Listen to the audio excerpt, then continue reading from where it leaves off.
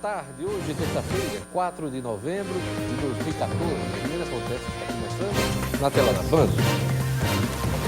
Transição do governo já começou. Rosalba e Robson, certos ponteiros.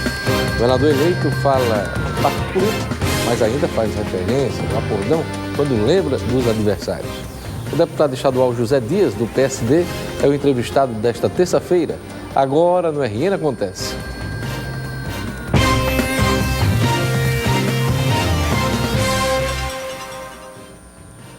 A governadora Rosalba Ciarline recebeu ontem, em seu gabinete, o governador eleito Robinson Faria, do PSD, para combinar a transição do governo. O processo já está em curso na Escola de Governo, no Centro Administrativo. Confira na reportagem.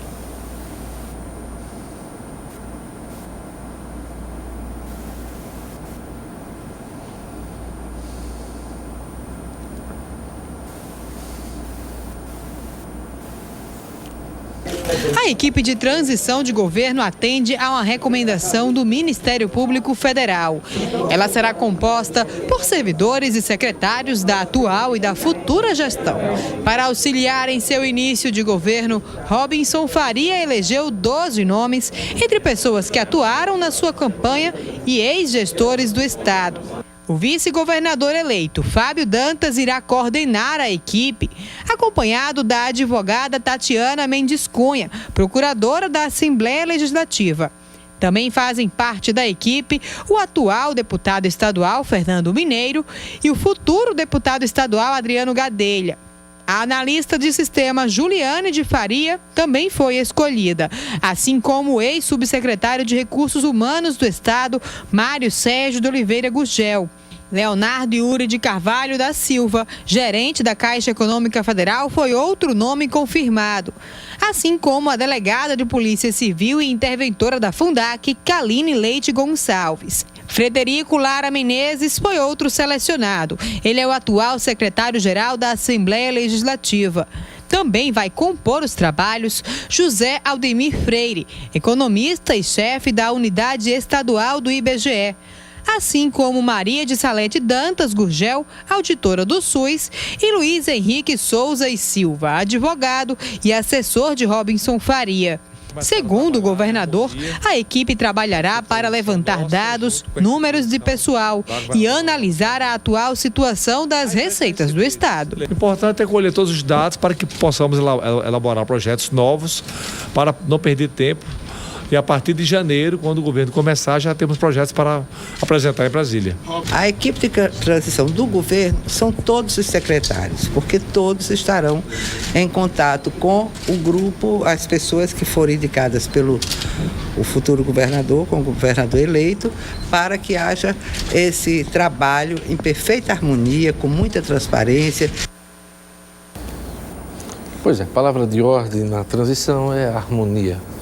Olha, o governador eleito Robinson Faria demonstrou ontem, em entrevista a mim no rádio, muita sensatez e equilíbrio neste momento de transição do governo. Da longa entrevista que me concedeu na manhã de ontem, eu ressalto 3 declarações importantes, 2 positivas e apenas uma que eu considero negativa. Vamos começar pelos pontos positivos. Primeiro, o governador eleito disse que não vai governar olhando para o retrovisor, ou seja, ele não vai atribuir ao antecessor toda a dificuldade que enfrentar mais adiante. Geralmente o governante assume de olho no passado. Qualquer coisa errada, culpa o governo anterior. Robinson jura que não fará isso. A ver. A segunda coisa que me chamou a atenção, positivamente, foi o chamamento de Robinson à classe política. Robinson Faria deseja se reunir com a bancada federal, os 3 senadores e 8 deputados federais, antes da posse. Ele diz que vai propor um pacto político, ou seja, ele vai estender a mão a todos os agentes políticos do Estado, entre os quais os adversários da última campanha, uma campanha bastante renhida. A dúvida martela na minha cabeça desde ontem. Henrique e Garibaldi vão aceitar o convite de Robinson Faria? A conferir. Como ponto negativo da entrevista do governador eleito, destaco o fato de ele desejar um pacto político e ainda se referir aos adversários como o grupo do acordão. a referência pode jogar por terra o pacto político desejado, né, e necessário. Quem procura o entendimento deve desarmar os ânimos exaltados, inflamados por agressões, muitas vezes injustas, durante a campanha eleitoral. Robson Faria falou ontem em olhar para frente e tentar ser o melhor governador da história do Rio Grande do Norte. Os desafios que o eleito vai enfrentar são enormes e ele vai precisar da ajuda de todos, inclusive dos adversários do momento.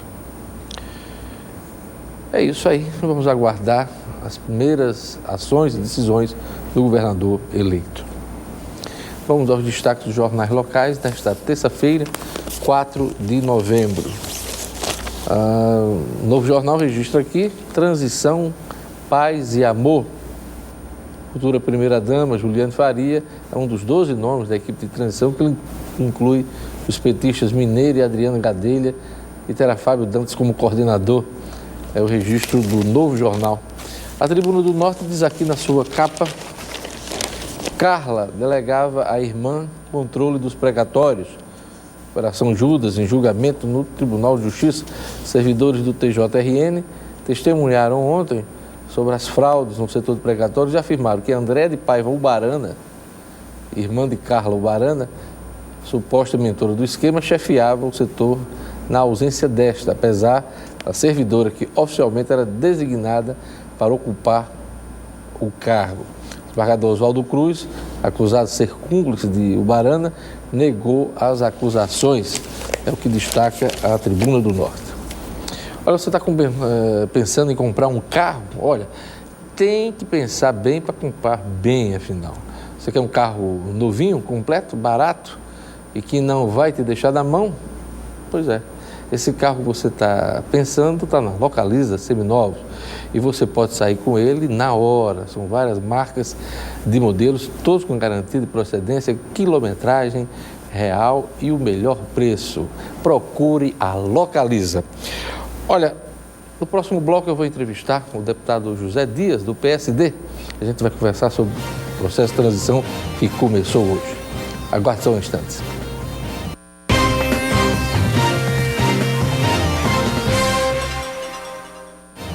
A transição do governo Rosalba para o de Robson Faria, governador eleito, já começou. Ao longo dos próximos 2 meses, ou menos do que isso, né? São menos de 2 meses, a equipe de Robson vai fazer uma radiografia das contas e condições do Estado. Os desafios são enormes. Meu convidado hoje é um dos principais aliados do futuro governador, o deputado José Dias, do PSD. Boa tarde, deputado. Boa tarde, Jorge. Boa tarde, telespectadores. O que esperar desse processo de transição que teve início hoje? Olha, o processo de transição é para transmitir a realidade existente para o novo governo. É um processo extremamente difícil. O governo que sai, não digo apenas a governador, o governo como um todo, já perde muito do seu elan, do seu estímulo. Historicamente, o governo não sabe, nem o próprio governo sabe a real situação. É uma realidade palpável em toda a história. O próprio governo não sabe o que é que está devendo, sequer o que está devendo. Se levantar, e aí a preocupação deve ser muito grande nesse sentido, não apenas os débitos do Estado, a situação, vamos dizer assim, imediata, mas os próprios convênios, como é que estão, como não estão. Você tem que botar... E é realmente a formação da comissão, ela é heterogênea e até isso eu acho que foi necessário, porque tem que haver, vamos dizer assim, a dedicação de cada grupo de pessoas a setores. Porque você, não fazendo isso, você vai se surpreender durante os primeiros 6 meses até 1 ano com a existência de convênios que você nem sabia que existiam e que estão em situação, às vezes, irregulares. Você já, como aconteceu na passagem do governo anterior para o atual governo, certo? Por mais que haja colaboração, deputado Zé Dias, nem sempre tudo sai do ponto de vista perfeito, né? Perguntas serão feitas, algumas não respondidas, mas o espírito é de cooperação, né? Eu acho que sim, Eu confesso a você que antes da eleição, eu pelo menos não tenho conhecimento de que houve, vamos dizer assim, qualquer tratamento ou tratativa de apoio como o candidato Henrique insinuou, ou como realmente o Marco dele insinuou, de que Robson era o candidato do governo Rosalba. Eu não tenho realmente conhecimento disso. Agora, eu sei que o eleitor de Rosalba votou, na sua maioria absoluta, em Robson. Até em resposta ao tratamento que ela recebeu. Em resposta à cassação. No partido. Em resposta à cassação. Eu acho que aí não houve a menor dúvida. Eu acho que esse fato desarmou. Certo? Tanto desarmou Rosalba em relação a Robson, que ela não podia. Mesmo se ela quisesse reagir, ela não podia mais reagir, porque o eleitor tinha se decidido. E ela, o eleitor se sentiu ferido, e ela também se sentiu ferida. Não, certo? E ela no final se decidiu também, se deixou fotografar com a escolha que ela fez no segundo turno. Né? Então, o que é que ocorre? Mesmo não tendo havido, que eu acho que não houve mesmo, o governador eleito negou ontem. A não ser que tenha sido uma coisa ultra secreta, que eu realmente não percebi, certo? Não é nem ter sido informado, eu não percebi. Agora, o que eu percebi foi o movimento. Realmente, e isso aí a gente já na campanha a gente já declarava isso claramente, que um dos fatores, porque a vitória de um candidato depende dos seus méritos, e Robson teve grandes méritos, a determinação, a coragem de se... A obstinação, a coragem de se declarar candidato quase que dele mesmo, porque nós éramos um grupo mínimo. Ele era candidato ao nosso partido. Quem era o nosso partido? Terminou o nosso partido. Ele, o filho dele e eu, certo? Até porque a deputada Gesane desistiu de candidatura e fez outra opção também. E depois, até para fazer a nominata de candidatos a deputados federais e estaduais, foi um processo posterior. Mas antes desse processo, ele já era candidato. Então, ele teve determinação, teve obstinação, teve coragem, certo? Acreditou. Mas algumas coisas também negativas do adversário ajudaram. Uma delas foi essa, a cassação de Rosalba, porque isso aí insuflou, né? O colegiado dela. Essa vitória de Mossoró não foi em vão, certo? Não foi em vão. Há uma grande participação do prefeito, indiscutivelmente. A gente não pode obscurecer a liderança dele. O grupo de Rosalba. Mas somos o grupo de Rosalba. Sobre a transição, o governador eleito está falando muito em pactuar, né? Procurar um pacto político, procurar liderança, quer reunir a bancada, não quer olhar para o retrovisor. Qual é a leitura que o senhor faz dessa postura do governador eleito? Olha, eu acho que ele só consegue administrar se agir dessa forma. Primeiro, a classe política. E ele tem realmente muitas condições de exercer essa nova postura, até pela tradição dele como deputado. E segundo, os poderes do Estado. O que a gente tem que realmente entender é a realidade do Estado. Se vai ser possível fazer com toda clareza na transição, eu não sei se nós conseguiremos chegar lá a tudo isso. Em menos de 2 meses. Mas o próprio orçamento já é uma peça que demonstra a fragilidade absoluta do Estado do Rio Grande do Norte na gestão. Porque para qualquer pessoa, e aí você já pode fazer um cálculo bem simples do que foi gasto até agora, do que vai ser gasto até o final do ano. A receita que está se confirmando ou não. A receita que está se confirmando. O que se projetou para 2015. Se você admitir que, por mais esperançosos que nós sejamos, nós não teremos um crescimento econômico exuberante. Por mais otimista que nós sejamos, A gente vai admitir 2,5%, 3%, que são o que os especialistas admitem. Até o crescimento vegetativo, o tal crescimento vegetativo. Isso aí, na realidade, é a metade do chamado crescimento vegetativo.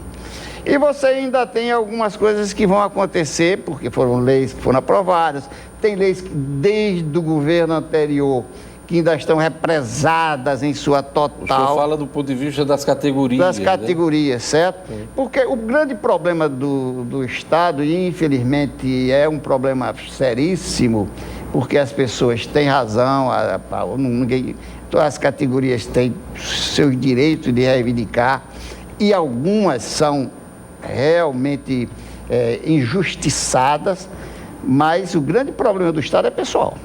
Eu já ouvi, deputado Zé Dias, que o governador eleito terá que revogar alguns aumentos concedidos agora este ano para algumas categorias, entre as quais até a Polícia Militar, se quiser cumprir a lei de responsabilidade fiscal e manter o Estado no limite prudencial. O senhor já tomou conhecimento de alguma coisa nesse sentido? Não, eu confesso a você que eu acho apressado a gente, antes de termos um estudo que estamos fazendo dentro da própria Assembleia, um estudo do orçamento. Essa comissão, além de conhecer a realidade do funcionamento do Executivo, tem que ter a capacidade também de prever os impactos dessas leis, que não são matematicamente exatos, mas são aproximados. E aí é que eu acho que o governo vai ter que optar pelas soluções técnicas e políticas, porque você não pode ser só técnico. Mas a realidade é hoje um Estado, um governo, que atrasa parte da folha de pagamento, ou pelo menos não paga em dia essa folha desde o ano passado. E o senhor acha que isso pode ser herdado pelo futuro governador? A dificuldade será herdada. A dificuldade será herdada. Agora, o que a gente espera é termos capacidade de buscarmos soluções para esse problema. E a solução passa exatamente por isso que nós estamos conversando aqui. Quase que um pacto, certo? Uma abertura completa da situação para os agentes políticos, os poderes, enfim. Tem que haver uma forma de encarar o problema antagônica do que existe hoje. As entidades sindicais, por exemplo, vão entrar nesse pacto? O senhor aguarda? O senhor tem expectativa disso? Se tiver os seus interesses contrariados? Você não pode, na realidade, hoje, tentar administrar um Estado, um país, sem também ter o diálogo com essas entidades. Os segmentos. Não há a menor possibilidade. Não há a menor possibilidade. Servidores. Porque você tem o que aconteceu nesse governo. O grande desastre desse governo foi a perda do diálogo. A perda do diálogo. Além da má gestão, a perda do diálogo. A perda do diálogo foi fundamental, porque perdeu com todos. E você não faz somente com os poderes, mas também não faz somente com as categorias, vamos dizer assim, os sindicatos, certo? Tem que ser uma coisa muito aberta. Eu acho que aí o grande desafio é este aí. O governador eleito terá que tomar medidas duras. Logo, ele nem ontem, eu até provoquei, o senhor vai pedir 100 dias, 200 dias, 300 dias? Ele disse que não vai pedir nenhum dia, então já pode ser cobrado no primeiro dia. Eu lhe pergunto, nessas medidas, qual a expectativa que o senhor tem para essas medidas que ele terá que tomar logo que tomar posse? Olha, a expectativa que eu tenho são, vamos dizer assim, medidas que atingem imediatamente a confiança do povo em relação ao problema de segurança. Tem que ter medidas que levem o povo a pelo menos ter uma confiança maior na ação do governo. Encarar, aí sim, isso precisa de credibilidade, problema da saúde, que é profundo, é sério, é grave, mas tem algumas coisas que podem ser apresentadas sem um custo exacerbado. até com confiança. Você não pode admitir um quadro tão dramático como nós temos, até da falta de medicamentos que são de uso contínuo, de pessoas que têm doenças graves, como câncer, cardiopatia e outras doenças que são realmente controladas e até algumas curadas, se você fizer o tratamento correto. Eu acho que dessas duas áreas ele tem que fazer um apelo dramático aos agentes vamos dizer, da administração pública e, ao mesmo tempo, recuperar a credibilidade do Estado. Porque hoje o Estado talvez seja, vamos dizer assim, o credor mais infiel que nós podemos imaginar, certo? Credor desacreditado. Desacreditado, totalmente desacreditado. O governador eleito vai começar o mandato em janeiro com minoria na Assembleia. Elegeu 6 deputados na coligação dele, 2 deputados já o apoiaram no segundo turno. Qual é a expectativa do senhor para essa... esse é um ponto de dificuldade para o início do governo de Robson Faria? Eu acho que não. Honestamente, se na realidade essas ideias que nós estamos aqui discutindo, elas forem apresentadas à Assembleia, eu não vejo grande dificuldade, não. Mesmo a bancada de oposição sendo maior, o senhor acredita que... Mesmo a bancada de oposição sendo maior, eu acho que medidas que são urgentes, de importância fundamental e urgente, a Assembleia não terá, vamos ser sinceros, não terá sequer condições de ser contra. E a tradição é não ser contra. Há de haver, e isso aí é muito lógico, uma confiança inicial, certo? Ele pode até, com o tempo, ou solidificar uma maioria na Assembleia, ou pode até criar uma oposição... mais aguerrida. Aguerrida, certo? Aguerrida e forte. Agora, eu acho que para essas medidas que são necessárias de saneamento, porque ele vai ter que mostrar a situação, mas mostrar com toda clareza, com humildade, sem subterfúgio e sem imposição, que a grande dificuldade desse atual governo é que quis fazer tudo autoritariamente. Não dá mais. A eleição da futura mesa diretora, logo no início da gestão também e no início da legislatura, em que vai atrapalhar esse início de governo? E até que ponto ele vai influenciar? Olha, eu acho que todo governo sonha ter uma mesa diretora, ter uma Assembleia favorável aos seus projetos, certo? Ao seu projeto político, certo? Mas eu acho que o governo tem que ter cautela. Acima de tudo, o governo não deve querer demonstrar que vai ter influência nas decisões da mesa. Não. Eu acho que essa intervenção não é cabível, certo? Não é cabível. Você poderia ter, vamos dizer assim, formas indiretas de discussão, de influir e tal. Mas eu acho que é uma coisa que o próprio Robson, por ter vivido o tempo que ele viveu na Assembleia... 8 anos como presidente. 8 anos como presidente também. Eu acho que ele sabe que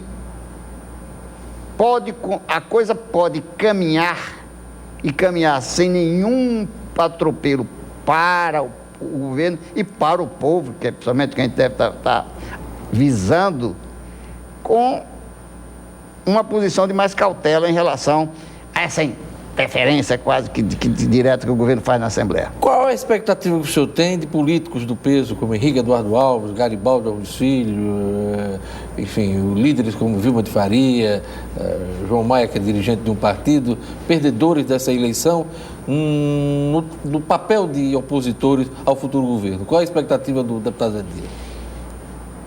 Olha, eu acho que o modelo político que eles defenderam, esse se acabou. Esse morreu. Agora, as pessoas não. Eu não vou aqui querer achar isso. A história demonstra o contrário, que esses políticos estão alijados da vida pública. Eu não sei se daqui a 2 anos eles voltarão nos braços do povo, ou daqui a 4 anos, enfim. Essa mutação da opinião pública, ela é muito comum. Quer dizer, ela é a regra. Você não pode ter... Não, fulano morreu para a política. Isso não é verdade. Agora, o modelo morreu. Mas essa oposição vai atrapalhar ou em algum momento colaborar? Qual é a expectativa do senhor pelo perfil, pela história desses políticos? Olha, o problema é o seguinte, vamos aí ser bem claros. Se eles tivessem... Se o presidente Aécio tivesse vencido, essa pergunta podia até ser feita, dependendo do espírito público deles. Eu acho que eles teriam influência para atrapalhar ou para ajudar, certo? Como a presidente Dilma venceu, essas pessoas não terão nenhuma influência em relação, pelo menos, a recursos federais que são absolutamente necessários. Aí eu acho que a influência vai ser zero mesmo, sem nem botar uma vírgulazinha, certo? É isso aí. Eu queria agradecer o deputado Zé Dias pela presença aqui no RN Acontece. Obrigado, deputado, por sua presença aqui. Eu que lhe agradeço essa oportunidade de falar com o seu público. Obrigado, Zé Dias. O RN Acontece vai ficando por aqui. Assista a reprise do programa logo mais no portal No Minuto. Obrigado pela audiência. Vocês vão ficar com a programação da Band e eu volto amanhã.